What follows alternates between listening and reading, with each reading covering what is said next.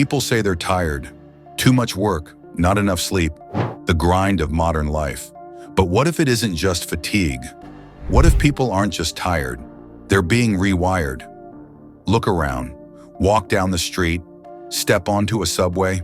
Watch a crowd at a concert. A family at dinner. A group of friends, supposedly together. Heads down, eyes glazed, movements robotic, conversations hollow, arguments scripted. It feels less like human beings making choices and more like drones executing code, as if something is stripping away the spark, the individuality, the free will, and replacing it with programming. We joke about NPCs, the non-player characters in video games who repeat the same lines, the same routines, no matter what's happening around them. But when you look at society today, when you really observe the behavior of the people around you, doesn't it feel eerily similar?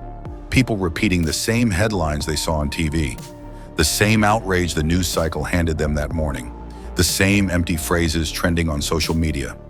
You can predict their opinions before they open their mouths. It's like the population has been turned into background characters in a story they no longer control. But here's the chilling part. This isn't an accident. It's not just how things are. There are systems, technological, political, psychological, designed to strip people of their individuality, to flatten their ability to think critically, to rewrite their very instincts. And if you connect the dots, you see it everywhere. Start with the infrastructure, the invisible towers that now dominate our skylines. 5G sold as the future of faster downloads, smoother streaming, and smarter devices. But what if it's more than that? Because 5G doesn't just bring speed, it brings density.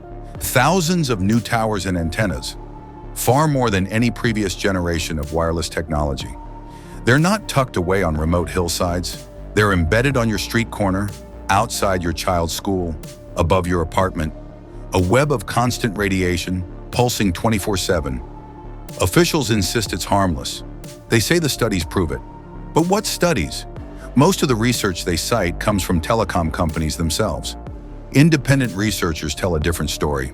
They found correlations between long-term exposure and headaches, insomnia, fatigue, even changes in brainwave activity. Some suggest the frequencies can interfere with melatonin production, disrupting circadian rhythms and causing chronic exhaustion. Others whisper about more sinister capabilities, directed frequencies able to influence mood, amplify aggression, or induce lethargy. Think about it. A world blanketed in signals, too constant to escape. And everyone complains of brain fog, fatigue, anxiety. Coincidence or design? But it doesn't stop with towers. The programming runs through the screens those towers feed. Your phone, your TV, your tablet, your laptop. Each one a portal not just for information, but for instruction. Turn on the news and notice how every network, every anchor, every expert echoes the same talking points, almost word for word. Flip channels and the language barely changes. It's not journalism, it's a script. And the repetition isn't sloppy, it's intentional. Because when people hear the same phrase from enough sources, their brains accept it as truth. That's why outrage spreads faster than facts. Why fear dominates every headline. Why politics no longer feels like debate, but like theater. You aren't watching independent voices clash. You're watching two wings of the same bird, flapping in rhythm to keep the illusion of choice alive. Meanwhile, the real programming happens quietly, shaping what you care about, what you ignore, what you repeat without thinking.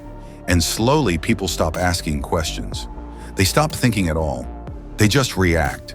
And while the news shapes your thoughts, the weather itself might be shaping your moods.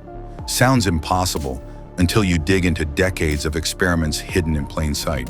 Cloud seeding, HAARP, geoengineering, programs designed to manipulate rainfall, control storms, even alter jet streams, all under the guise of climate research or emergency response. But think about the psychological impact. Entire regions flooded with gray skies, endless rain, or searing heat waves. Weather patterns that directly affect mental health, productivity, aggression, and despair. If you wanted to keep a population docile, depressed, or distracted, Would you need mind control chips? Or would you just need to tweak the weather they live under, day after day until their energy collapses? Imagine whole cities trapped under weeks of haze, their moods sinking in rhythm. Imagine regions locked in cycles of drought or storms that breed hopelessness. That's not just environmental manipulation, it's emotional programming on a mass scale. And what about the politics? The endless theater of left versus right, red versus blue, conservative versus liberal. Every headline designed to divide, every debate framed as war. But step back and notice the choreography. Both sides push fear. Both sides push outrage. Both sides keep the population locked in a cycle of anger and exhaustion. When people are angry, they're predictable. When they're exhausted, they're compliant. It's the perfect combination for control. People believe they're fighting for freedom, when really they're being marched in circles, burning energy while the system remains untouched. Look around. Do you see independent thinkers, or do you see programmed responses? Friends no longer debate. They quote their favorite anchors. Families split apart over politics neither side truly understands. Strangers scream at each other online, parroting the same talking points from opposite sides. Nobody's asking new questions. Nobody's seeking truth. They're just running scripts like NPCs locked in code. And once you see it, you can't unsee it. The body language. People hunched, eyes glued to screens, faces slack. The emotions.